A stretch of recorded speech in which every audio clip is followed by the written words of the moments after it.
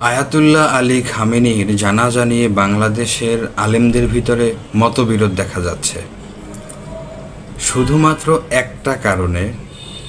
আমার মতে, আমি সাধারণ মানুষ হিসেবে আমার মতে শুধুমাত্র একটা কারণে আয়াতুল্লাহ আলী খামেনির জানাজায় প্রতিটা মুসলিম কান্ট্রি থেকে গণহারে উপস্থিত হওয়া দরকার ছিল, গণহারে।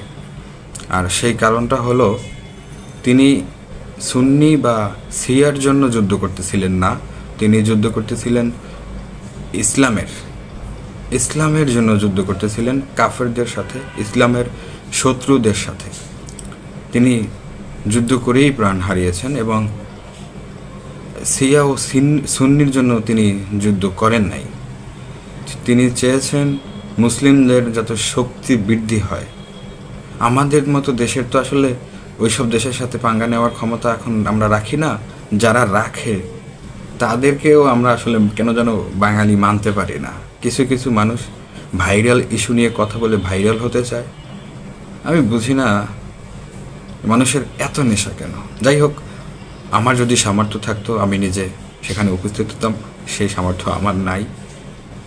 তবে আমার মতে আয়াতুল্লাহ আলী খামেনি সাহেব, তিনি তার ফ্যামিলি সহ শহীদ হয়েছেন।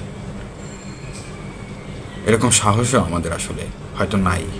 তিনি ইসলামের জন্যই যুদ্ধ করেছেন এবং ইসলামের জন্যই তিনি প্রাণ হারিয়েছেন। ধন্যবাদ সকলকে।